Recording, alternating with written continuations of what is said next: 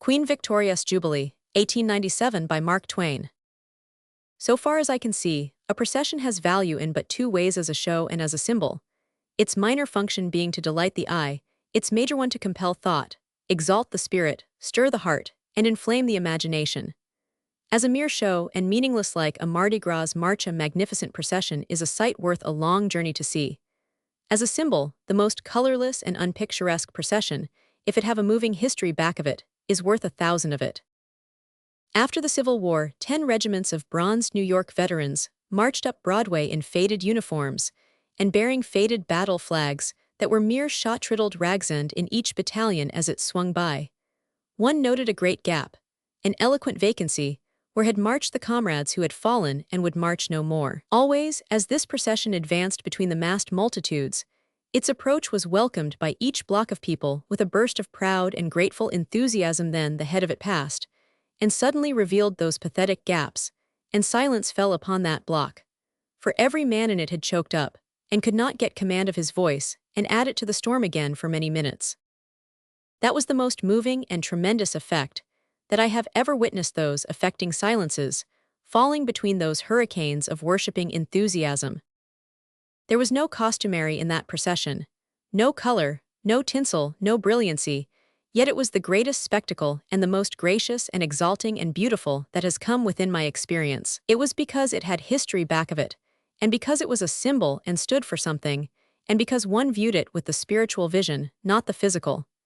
There was not much for the physical eye to see, but it revealed continental areas, limitless horizons, to the eye of the imagination and the spirit. A procession, to be valuable, must do one thing or the other: clothe itself in splendors and charm the eye, or symbolize something sublime and uplifting, and so appeal to the imagination. As a mere spectacle to look at, I suppose that the Queen's procession will not be as showy as the Tsar's late pageant. It will probably fall much short of the one in Tannhäuser in the matter of rich and adorable costumery. In the number of renowned personages on view in it, it will probably fall short of some that have been seen in England before this. And yet in its major function, its symbolic function, I think that if all the people in it wore their everyday clothes and marched without flags or music, it would still be incomparably the most memorable and most important procession that ever moved through the streets of London. For it will stand for English history, English growth, English achievement, the accumulated power and renown and dignity of 20 centuries of strenuous effort. Many things about it will set one to reflecting upon what a large feature of this world England is today, and this will in turn move one, even the least imaginative, to cast a glance down her long perspective and note the steps of her progress and the insignificance of her first estate. In this matter, London is itself a suggestive object lesson. I suppose that London has always existed. One cannot easily imagine an England that had no London. No doubt there was a village here 5,000 years ago. It was on the river somewhere west of where the tower is now. It was built of thatched mud huts close to a couple of limpid brooks, and on every hand for miles and miles stretched rolling plains of fresh green grass, and here and there were groups and groves of trees. The tribes wore skins, sometimes merely their own, sometimes those of other animals. The chief was monarch, and helped out his complexion with blue paint. His industry was the chase, his relaxation was war. Some of the Englishmen who will view the procession today are carrying his ancient blood in their veins. It may be that that village remained about as it began, away down to the Roman occupation, a couple of thousand years ago. It was still not much of a town when Alfred burned the cakes. Even when the conqueror first saw it, it did not amount to much. I think it must have been short of distinguished architecture, or he would not have traveled down into the country to the village of Westminster to get crowned. If you skip down 350 years further, you will find a London of some little consequence, but I believe that that is as much as you can say for it. Still, I am interested in that London, for it saw the first two processions which will live longer than any other in English history, I think. The date of the one is 1415, that of the other is 1897. The compactly built part of the London of 1415 was a narrow strip not a mile long, which stretched east and west through the middle of what is now called the city. The houses were densest in the region of Cheapside. South of the strip were scattering residences, which stood in turfy lawns which sloped to the river. North of the strip, fields and country homes extended to the walls. Let us represent that London by 3 checkerboard squares placed in a row, then open out a New York newspaper like a book, and the space which it covers will properly represent the London of today by comparison. It is the difference between your hand and a blanket. It is possible that that ancient London 0 inhabitants, and that 100,000 outsiders came to town to see the procession. The present London contains 5 or 6 million inhabitants, and it has been calculated that the population has jumped to 10 million today. The pageant of 1415 was to celebrate the gigantic victory of Agincourt, then and still the most colossal in England's history. From that day to this, there has been nothing that even approached it but Plassey. It was the third and greatest in the series of monster victories won by the English over the French in the 100 Years' War. Crécy, Poitiers, Agincourt.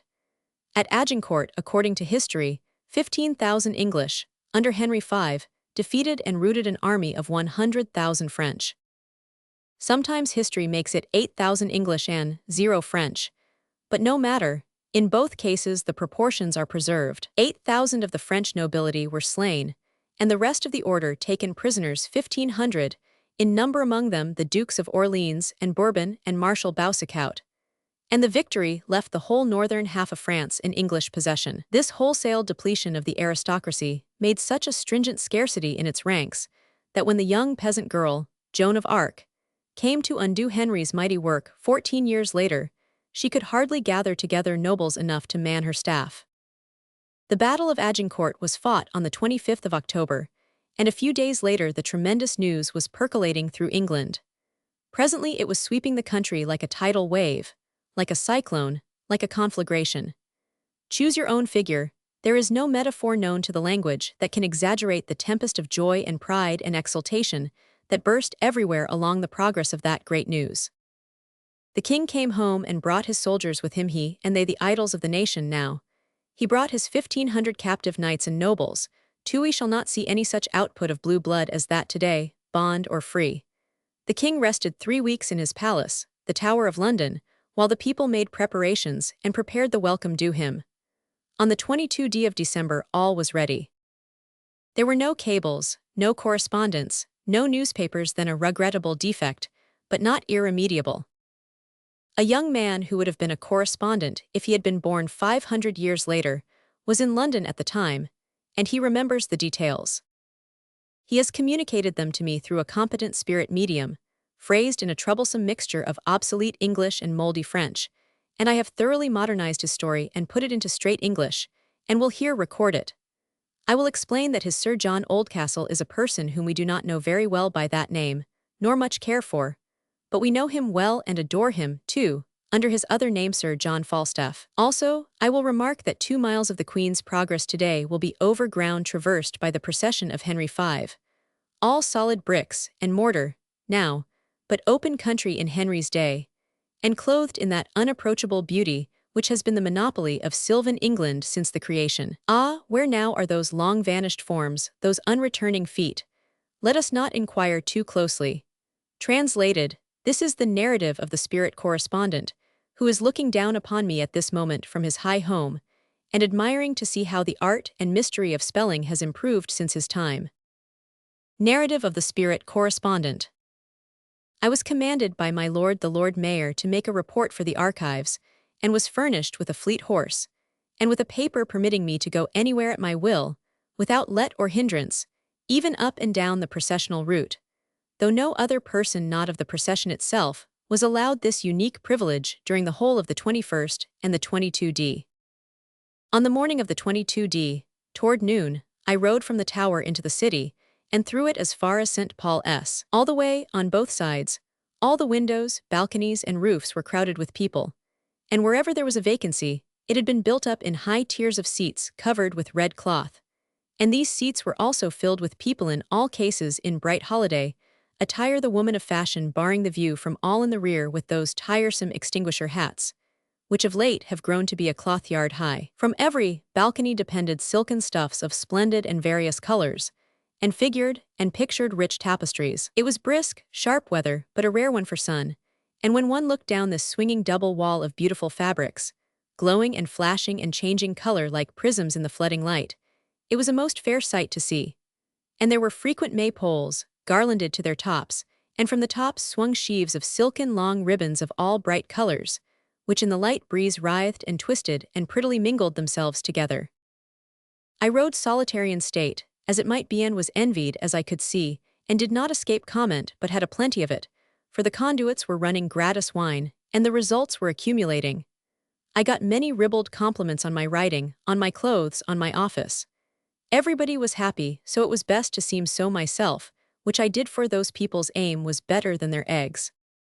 A place had been reserved for me on a fine and fanciful erection in St. Paul's churchyard, and there I waited for the procession. It seemed a long time, but at last a dull booming sound arose in the distance, and after a while we saw the banners and the head of the procession come into view, and heard the muffled roar of voices that welcomed it. The roar moved continuously toward us, growing steadily louder and louder, and stronger, and with it the bray and crash of music.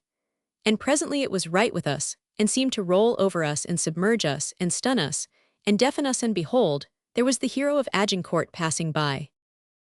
All the multitude was standing up, red-faced, frantic, bellowing, shouting, the tears running down their faces. And through the storm of waving hats and handkerchiefs one glimpsed the battle banners and the drifting host of marching men as through a dimming flurry of snow. The king, tall, slender, handsome, rode with his visor up, that all might see his face. He was clad in his silver armor from head to heel, and had his great two-handed sword at his side, his battle-axe at his pommel, his shield upon his arm, and about his helmet waved and tossed a white mass of fluffy plumes. On either side of him rode the captive dukes, plumed like himself, but wearing long crimson satin gowns over their armor.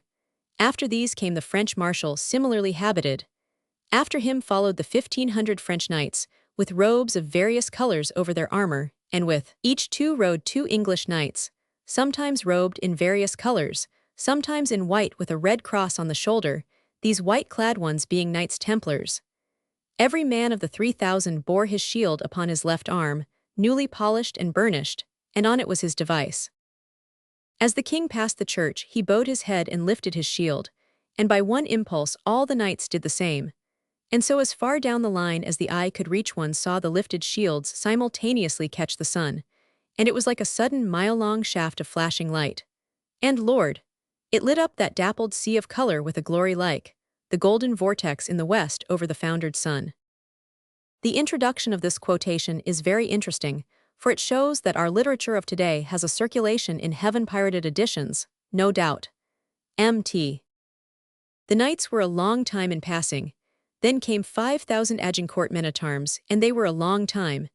And at the very end, last of all, came that intolerable old ton of sack and godless ruffler, Sir John Oldcastle, now risen from the dead for the 3rd time, fat-faced, purple with the spirit of bygone and lamented drink, smiling his hospitable, wide smile upon all the world, leering at the women, wallowing about in his saddle, proclaiming his valorous deeds as fast as he could lie, taking the whole glory of Agincourt to his single self, measuring off the miles of his slain and then multiplying them by 5, 7, 10, 15, as inspiration after inspiration came to his help, the most inhuman spectacle in England, a living, breathing outrage, a slander upon the human race.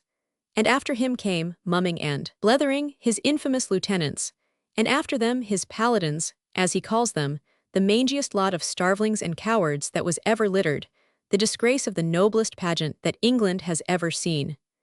God rest their souls in the place appointed for all such. There was a moment of prayer at the temple. The procession moved down the country road, its way walled on both sides by welcoming multitudes, and so, by Charing Cross, and at last to the Abbey for the great ceremonies. It was a grand day, and will remain in men's memories. That was as much of it as the spirit correspondent could let me have. He was obliged to stop there, because he had an engagement to sing in the choir, and was already late. The contrast between that old England and the present England is one of the things which will make the pageant of the present day impressive and thought-breeding. The contrast between the England of the Queen's reign and the England of any previous British reign is also an impressive thing. British history is 2,000 years old, and yet in a good many ways the world has moved further ahead since the Queen was born than it moved in all the rest of the 2000 put together. A large part of this progress has been moral, but naturally the material part of it is the most striking and the easiest to measure. Since the Queen first saw the light, she has seen invented and brought into use, with the exception of the cotton gin, the spinning frames, and the steamboat, every one of the myriad of strictly modern inventions which, by their united powers, have created the bulk of the modern civilization and made life under it easy and difficult, convenient and awkward, happy and horrible, soothing and irritating, grand and trivial, an indispensable blessing and an unimaginable curse. She has seen all these miracles, these wonders, these marvels piled up in her time, and yet she is but 78 years old. That is to say, she has seen more things invented than any other monarch that ever lived, and more than the oldest old-time English commoner that ever lived, including Old Parr, and more than Methuselah himself 5 times over. Some of the details of the moral advancement which she has seen are also very striking and easily graspable. She has seen the English criminal laws prodigiously modified and capital crimes swept from the statute book. She has seen English liberty greatly broaden the governing and lawmaking powers, formerly the possession of the few, extended to the body of the people, and purchase in the army abolished. She has seen the public educator, the newspaper created, and its teachings placed within the reach of the leanest purse. There was nothing properly describable as a newspaper until long after she was born. She has seen the world's literature set free through the institution of international copyright. She has seen America invent arbitration, the eventual substitute for that enslaver of nations, the standing army, and she has seen England pay the first bill under it, and America shirk the second, but only temporarily. Of this we may be sure. She has seen a Hartford American, Dr. Wells, apply anesthetics in surgery for the first time in history, and for all time banish the terrors of the surgeon's knife. And she has seen the rest of the world ignore the discoverer and a Boston doctor steal the credit of his work. She has seen medical science and scientific sanitation cut down the death rate of civilized cities by more than half, and she has seen these agencies set bounds to the European march of the cholera and imprison the Black Death in its own home. She has seen woman freed from the oppression of many burdensome and unjust laws, colleges established for her, privileged to earn degrees in men's colleges but not get them, in some regions rights accorded to her which lifted her near to political equality with man, and 100 breadwinning occupations found for her where hardly one existed before, among them medicine, the law, and professional nursing. The Queen has herself recognized merit in her sex. Of the 501 lordships which she has conferred in 60 years, 1 was upon a woman. The Queen has seen the right to organize trade unions extended to the workmen. After that right had been the monopoly of guilds of masters for 600 years. She has seen the workmen rise into political notice, then into political force, then in some parts of the world, into the chief and commanding political force. She has seen the day's labor of 12, 14, and 18 hours reduced to 8, a reform which has made labor a means of extending life instead of a means of committing salaried suicide. But it is useless to continue the list, it has no end. There will be complexions in the procession today which will suggest the vast distances to which the British Dominion has extended itself around the fat rotundity of the globe, since Britain was a remote unknown back settlement of savages with tin for sale, 2,000 or 3,000 years ago, and also how great a part of this extension is comparatively recent.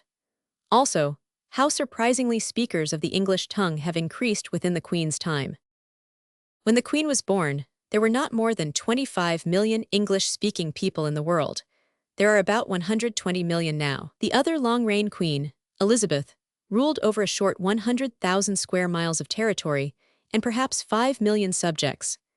Victoria reigns over more territory than any other sovereign in the world's history ever reigned over. Her estate covers a fourth part of the habitable area of the globe, and her subjects number about 400 million. It is indeed a mighty estate, and I perceive now that the English are mentioned in the Bible. Blessed are the meek, for they shall inherit the earth. The long reign pageant will be a memorable thing to see, for it stands for the grandeur of England, and is full of suggestion as to how it had its beginning and what have been the forces that have built it up. I got to my seat in the Strand, just in time 5 minutes past 10 for a glance around before the show began. The houses opposite, as far as the eye could reach in both directions, suggested boxes in a theater snugly packed. The gentleman next to me likened the groups to beds of flowers, and said he had never seen such a massed and multitudinous array of bright colors and fine clothes. These displays rose up and up, story by story, all balconies and windows being packed, and also the battlements stretching along the roofs. The sidewalks were filled with standing people, but were not uncomfortably crowded. They were fenced from the roadway by red-coated soldiers, a double stripe of vivid color which extended throughout the 6 miles which the procession would traverse. 5 minutes later, the head of the column came into view and was presently filing by, led by Captain Ames, the tallest man in the British Army. And then the cheering began. It took me but a little while to determine that this procession could not be described. There was going to be too much of it, and too much variety in it, so I gave up the idea. It was to be a spectacle for the Kodak, not the pen. Presently the procession was without visible beginning or end, but stretched to the limit of sight in both directions, bodies of soldiery in blue, followed by a block of soldiers in buff, then a block of red, a block of buff, a block of yellow, and so on, an interminable drift of swaying and swinging, splotches of strong color sparkling and flashing with shifty light reflected from bayonets, lance heads, brazen helmets, and burnished breastplates. For varied and beautiful uniforms and unceasing surprises in the way of new and unexpected splendors, it much surpassed any pageant that I have ever seen. I was not dreaming of so stunning a show. All the nations seemed to be filing by. They all seemed to be represented. It was a sort of allegorical suggestion of the last day, and some who lived to see that day will probably recall this one if they are not too much disturbed in mind at the time. There were 5 bodies of Oriental soldiers of 5 different nationalities, with complexions differentiated by 5 distinct shades of yellow. There were about a dozen bodies of black soldiers from various parts of Africa, whose complexions covered as many shades of black, and some of these were the very blackest people I have ever seen yet. Then there was an exhaustive exhibition of the 100 separate brown races of India, the most beautiful and satisfying of all the complexions that have been vouchsafed to man, and the one which best sets off colored clothes and best harmonizes with all tints. The Chinese, the Japanese, the Koreans, the Africans, the Indians, the Pacific Islanders, they were all there, and with them samples of all the whites that inhabit the wide reach of the Queen's dominions. The procession was the human race on exhibition, a spectacle curious and interesting and worth traveling far to see. The most splendid of the costumes were those worn by the Indian princes, and they were also the most beautiful and richest. They were men of stately build and princely carriage, and wherever they passed, the applause burst forth. Soldiers, soldiers, soldiers, and still more and more soldiers and cannon and muskets and lances. There seemed to be no end to this feature. There are 50,000 soldiers in London, and they all seem to be on hand. I have not seen so many except in the theater, when 35 privates and a general march across the stage and behind the scenes, and across the front again, and keep it up till they have represent 0. In the early part of the procession, the colonial premiers drove by, and by after a long time there was a grand output of foreign princes, 31 in the invoice. The feature of high romance was not wanting, for among them rode Prince Rupert of Bavaria, who would be Prince of Wales now and future King of England, and Emperor of India, if his Stuart ancestors had conducted their royal affairs more wisely than they did. He came as a peaceful guest to represent his mother, Princess Ludwig, heiress of the House of Stuart, to whom English Jacobites still pay unavailing homage as the rightful Queen of England. The House of Stuart was formally and officially shelved nearly 2 centuries ago, but the microbe of Jacobite loyalty is a thing which is not exterminable by time, force, or argument. At last, when the procession had been on view an hour and a half, carriages began to appear. In the first came a detachment of 2 horse ones containing ambassadors extraordinary, in one of them Whitelaw Reid, representing the United States, then 6 containing minor foreign and domestic princes and princesses, then 5 4-horse carriages freighted with offshoots of the family. The excitement was growing now. Interest was rising toward the boiling point. Finally, a landau driven by 8 cream-colored horses, most lavishly upholstered in gold stuffs, with postilions and no drivers, and preceded by Lord Wolseley, came bowling along, followed by the Prince of Wales, and all the world rose to its feet and uncovered. The Queen Empress was come. She was received with great enthusiasm.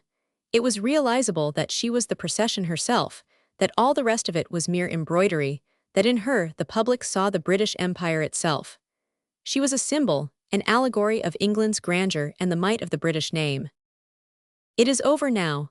The British Empire has marched past under review and inspection. The procession stood for 60 years of progress and accumulation, moral, material, and political. It was made up rather of the beneficiaries of these prosperities than of the creators of them. As far as mere glory goes, the foreign trade of Great Britain has grown in a wonderful way since the Queen ascended the throne. Last year it reached the enormous figure of £620 million, but the capitalist, the manufacturer, the merchant, and the workingmen were not officially in the procession to get their large share of the resulting glory.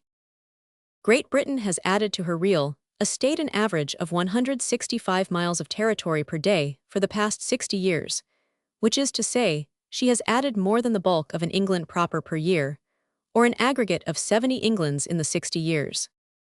But Cecil Rhodes was not in the procession. The chartered company was absent from it. Nobody was there to collect his share of the glory due for his formidable contributions to the imperial estate. Even Dr. Jameson was out, and yet he had tried so hard to accumulate territory. 11 colonial premiers were in the procession, but the Dean of the Order, the imperial premier, was not, nor the Lord Chief Justice of England, nor the Speaker of the House. The bulk of the religious strength of England descent was not officially represented in the religious ceremonials. At the cathedral, that immense new industry, speculative expansion, was not represented unless the pathetic shade of Barnado Road invisible in the pageant. It was a memorable display, and must live in history. It suggested the material glories of the reign finely and adequately. The absence of the chief creators of them was perhaps not a serious disadvantage. One could supply the vacancies by imagination, and thus fill out the procession very effectively. One can enjoy a rainbow without necessarily forgetting the forces that made it.